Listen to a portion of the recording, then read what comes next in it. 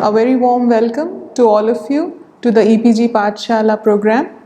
I'm going to talk on module 2, that is health and development. It belongs to the course Gender and Social Work, and my name is Dr. Saman Afroz. I'm a teaching faculty in the College of Social Work, Nirmala Niketan, and I've done my MPhil and PhD in public health, and I've been teaching the subject health since a long time. So in this module, you all would basically learn about health and development, the linkage between health and development. Then what are the various determinants of health? Then we'll also look at the global perspective as to how health and development are linked by looking at the Millennium Development Goals and the Sustainable Development Goals. Then in the Indian context, we are going to look at the health of the marginalized. And finally, we would be ending this module by understanding what the role of a social worker can be in the field of health and development. Now, to begin with, let us first understand what is this relationship between health and development. You all know that the two are interlinked, right? So there's a close relationship between health and development. Health leads to development, and on one side, and on the other side, development leads to good health. Like healthy populations live longer, they are more productive, and they save more. So, which in turn leads to the development of a nation. But and similarly, a developed country which will have better health, better educational standards, better employment opportunities, better quality of life, and better health facilities would automatically have people with better health status. So the two are very, very closely linked to each other. One leads to the other. Now, what do we understand by the determinants of health? The factors that contribute to good health of people are also termed as the determinants of health. Developed countries have better determinants of health as compared to the underdeveloped countries. Now, what are these various determinants of health? These determinants are categorized under the following categories, which you can see here on the slide: policy making, social factors, health services, individual behavior, biology, and genetics. Now, I would explain each of these one by one. Policy making. Now, policies play a very crucial role in terms of determining health. Let us try to understand how. Policies at the local, state, and national level affect individual and the population health. Example, increasing taxes on tobacco sales can improve the population health by reducing the number of people using tobacco products. Hence, here this policy will automatically translate into good health of people. So policies can play a great role in directly and indirectly influencing the health. We would know about these more in details towards the later part of this module. Now this coming to the next determinant, which is the social factors. Now these are also termed as the social determinants of health, and these include factors like physical conditions of the environment in which people are born, live, learn, play, work, and age. They are also known as social and physical determinants of health. They impact upon a wide range of health, functioning, and quality of life outcomes. Now let us try to see what are some of the social determinants of health. So these can be things like availability of economic resources, like monetary condition of a person plays a very important role in his health, because it directly determines what he eats and what kind of health facilities he uses. Okay. Similarly, job opportunities, because job opportunities can directly influence a person's monetary condition. Now, quality of schooling, the better the education, the more the person would be aware about how to take care of his or her own health. And then availability of nutritious food. We all know how important food is in terms of contributing to good health. Then social support and social interactions, like if we are having a good social network, it automatically translates to good, like we become happy, and it does have an impact on the mental health, which in turn influences the physical health as well.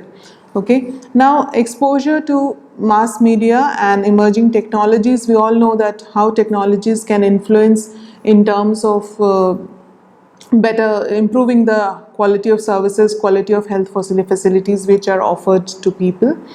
Then transportation is also important, because the better the transport system, the better we find we are less stressed, and it does contribute to a good mental and physical health. We all know, like in a city of like Bombay, transport is a major problem, and we all face a lot of stress related to travel. So if that is not there, of course we'll have a better mental health and well-being, and that would definitely impact upon the physical health as well. Now the quality of housing is again a very important determinant of social determinant of health. The better the living conditions, the more hygienic the environment, the better is our health. So that's the reason why more diseases are present in slum areas than in big societies and buildings. Now, exposure to toxic substances and other physical hazards, like in a place like Chembur, where the BRC is there or RCF is there, there is a lot of exposure to various rays or toxic substances, which does have an influence towards people's health. Till now, there's not no such study which has been done to see this, but if it is done, I'm sure some certain kind of illnesses would be found more here because of the environmental hazards present because of the industries here. Now, water supply and sanitation, we all know it's a very close link between sanitation, water supply and health. Now, coming to the next determinant, health services. Now, we all know the access to health services and the quality of health services can impact upon health. Lack of access or limited access to health services greatly impact on individuals' health status. Now, if we have availability to health services which are of good quality and which don't charge a lot, automatically one would go to them more than a health facility which is like quite far and which charges also more. So the presence of a health facility is a great factor in terms of contributing towards good health. Like people who have a facility for a free health, like government employees, if suppose the example of BRC employees, they are like they have free health services. So even if they are little bit unwell, they go to the health service and they get treatment. But people like us who are who have to go to the private providers, pay a lot, we tend to avoid going to the doctor, and then it does unless the disease becomes very severe, we don't seek the medical care. So it does have an impact upon our health conditions as well. Now let us understand what are some of the barriers to accessing health services. It includes lack of availability of health services, high cost of health services, which I was just explaining, lack of insurance coverage. If I have an insurance coverage, maybe my frequency of going to the doctor or getting hospitalized will be more than if I don't have an insurance coverage. Distance, if a health facility, which I just explained, if the health facility is very far off, people won't go there. Lack of, if there is no proper transport to go to that health facility. So these are some of the barriers which prevents a person from accessing the health services, and this does leads to a lot of unmet health needs, delay in receiving appropriate care, and is also resultant because of these. Now we are coming to one of the most important determinants of health, which many times we don't think about it. It is individual behavior, like how our own eating habits, when we sleep, how much we sleep, whether we smoke or whether we are addicted to anything, alcohol or anything. So all these factors does have an influence on our health. So many public health and healthcare interventions focus upon changing individual behaviors such as substance abuse, diet and physical activity. Positive changes in individual behavior can reduce the rates of chronic disease. So as I explained right now, some of the individual behavior includes diet, physical activity, whether we exercise or not, and addiction to alcohol, cigarettes, other drugs.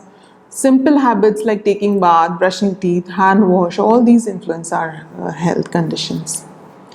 Now, coming to the last determinant of health, which is biology and genetics. So, we all know some of the diseases can be inherited genetically. Okay, so some biological and genetic factors affect specific populations more than others. For example, older adults are biologically prone to being in poorer health than adolescents due to the physical and cognitive effects of aging. Also, one example of this is the sickle cell anemia disease, which is a condition which occurs in people when the genes is present causing sickle cell is present in both the mother and the father. Now, the gene is most common in people with ancestors from West African countries, Mediterranean countries, South or Central American countries, Caribbean islands, Saudi Arabia, and even the disease is very much prevalent in India. Most of the tribal areas, the incidence of this disease is very high in the tribal population of the country. Hence, the above determinants of health, especially in terms of policy making, social factors, health services, and individual behavior, are better in a developed country, which automatically translates in healthy population. So, each of these determinants, which we just understood now, are better in a developed country than in an underdeveloped country. Okay, so this will automatically means that a developed country would have a better health status of its people than an underdeveloped country. So this again elucidates the linkage between health and development. So due to this crucial relationship between health and development, health has always been central in the development agenda even globally. So the international commitments to development made in Millennium Development Goals as well as the Sustainable Development Goals uses health as a central theme. Now let us see how. The Millennium Development Goals, which we all know, were the 8 international development goals for the year 2015 that had been established in 2000 following the adoption of the United Nations Millennium Development Declaration. There were 189 countries which became a signatory to achieve this, and they committed to achieve this Millennium Development Goals by the year 2015.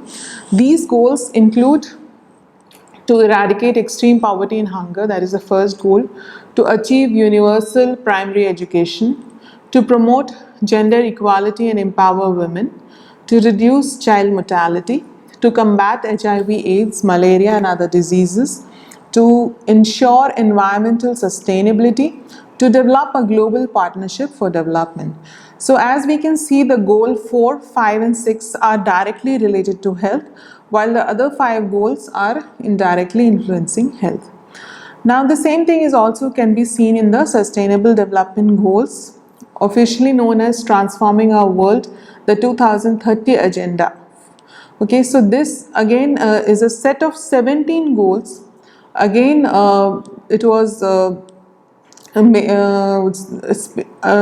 given by the United Nations, and some 193 member countries, they committed to achieve these goals by the year 2030. India is one of the country. All right. Now, the first goal of this is no poverty. Second goal is zero hunger. Third goal is strictly on health, which talks about promoting good health and well-being. Fourth is on quality education. Gender equality. Fifth, clean water and sanitation, affordable and clean energy, decent work and economic growth, industry, innovation and infrastructure, reduced inequalities, sustainable cities and inequalities, responsible consumption and production, climate action, life below water, life on land, peace, justice and strong institutions, partnership for the goals. So here again we can say almost all of these, like the third goal directly talks about promoting good health and well-being, but rest all the other goals does have an influence on the health indirectly. A country's health status is critical for its development. We all have understood it through various examples, and hence efforts to ensure better public health would in turn translate to national development. I hope that this is clear to all of you by now. So that is the reason one can say that most of the development programs of the country are directly or indirectly associated in ensuring good public health. We'll try to understand this. So I'm talking that the various policies which the government is making, these are in a way directly or indirectly impacting upon health because of the crucial linkage between health and development. So we'll try to understand this better from the Indian context. Like for example, for poverty alleviation programs, uh, approximately 1.2 billion people in the world live in extreme poverty. Poverty creates ill health because it forces people to live in environments that make them sick without decent shelter, clean water, or adequate sanitation. Hence, the poverty alleviation programs proposed by the government is the first step towards creating a better health status of its people. So, all the policies and programs that are directed towards poverty alleviation have a very big influence on shaping the health of the nation. Now, the next is employment generation programs. Employment generation programs run by the government can also play a major role in generating more employment, and because if we generate more employment, it will automatically result in reducing of poverty and creating an environment conducive for better health of the people. So in the Indian context, better implementation of employment generation programs like Mahatma Gandhi National Rural Employment Guarantee Act, which is known as MG Narega commonly, and National Urban Livelihood Mission, they all can play a very crucial role in this. Okay, now poverty alleviation programs, employment generation programs, they do play an important role in influencing health. Similarly, programs on water supply and sanitation can have a very strong influence on shaping the health of the country. Cleanliness plays a crucial role for ensuring good health. We all understand this. So government programs run for ensuring clean water supply and sanitation can automatically translate to better health. In the Indian context, the recent Swachh Bharat Abhiyan, it's actually a good effort in terms of ensuring cleanliness in the country, and it will have an impact upon the health of the nation as well. Now, again, when I was explaining the determinants of health, I explained that education is a very important determinant of health because if a person is educated, he's aware about the various illnesses, he's also aware where to seek help when he falls ill. So all the government's efforts which are directed towards education can have an impact upon health. So government's effort for free primary education up to the age of 14 years can also ensure good health as educated people are aware about health. They know the various preventive and promotive measures to ensure good health. Like Sarv Shiksha Abhiyan and RT Act are some of the programs that strive towards this goal in our country. Now coming to agriculture, we all know that agriculture is directly related to food supply, and food supply is directly related to the health status of the population. Hence, government's efforts to ensure better agricultural outputs also have a direct bearing on health, as it ensures better nutritional standards of its population, which have a direct influence on their health. Free primary health services. Now, this is the I've put it as the last because it has a very, very direct bearing upon health. So, the government's efforts to provide free primary level care to all its people in accordance to what it had promised in the Alma-Ata Conference of 1978, Health for All. Like we all know that in 1978 there was this Alma-Ata Conference which was held and various developing countries signed and committed to promoting health for all, and India was one of the countries. And after that, all of the policies and programs were directed towards this motto. Now, programs like National Health Mission and National Health Policy 2017, which has been recently passed, are striving to achieve this through universal health coverage. Hence, government can play a crucial role in ensuring good health for its people through the means of the above development programs. Now, coming to the section on health of the marginalized. If one has to make development as the agenda for the nation, one must focus to take care of the health of the marginalized. Now, the question that arises is that who are the marginalized? The marginalized are the groups of people who are deprived of their basic rights of health, education, livelihoods on account of their status, which includes caste, class, gender, income, age, disability. In India, we all know that one of the main reasons of marginalization is the social stratification or the division of the society into various groups on the basis of caste, class, gender, and income. So, and I can say, working for the marginalized and promoting their health becomes all the more crucial in a developing country in India, which has very limited resources and a huge population to take care of. Now, who are these marginalized group? In our looking at from the context of India, it includes women, scheduled caste, scheduled tribe, children, elderly, disabled, migrants, people with HIV/AIDS, and sexual minorities. Now, let us try to understand the health condition of some of these group of people. Now, coming to women, we all know that women have low status in our society as compared to men. It still, it has improved over the years, but still does exist to an extent. They have little control over resources and important decisions related to life. They face discrimination right from childhood. For example, they are denied right from the time they are born. They are kind of discriminated against their male siblings in terms of accessibility to food. It's not happening in all the countries, families, but many families, especially in the rural areas, it still persists in a big way. So they are, in terms of accessibility to food, they are kind of discriminated. Accessibility to education, okay, and accessibility to even access of health services. So all these in turn translate to poor health. Okay, and with this poor health, many times they are married at a very early age, and many of them have to undergo repeated pregnancies, which further deteriorate their health condition. And this clubbed with the poor health seeking behavior, as in their health is not given much of importance, and when they fall ill, it's not like that they are taken to the doctor immediately.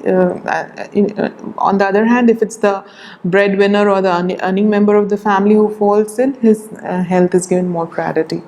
So all these leads to a high maternal mortality rate, anemia, which are some of the indicators of the poor health of women. Among this group, again, those belonging to specific caste, class, or ethnic group are further discriminated. Like low class, a Dalit woman would be more discriminated than a high caste Brahmin woman. Okay. Now the next group which I am talking about is scheduled caste. Caste does lead to social inequality. It involves a hierarchy of groups where members belonging to a particular stratum share some awareness of common interest and common identity.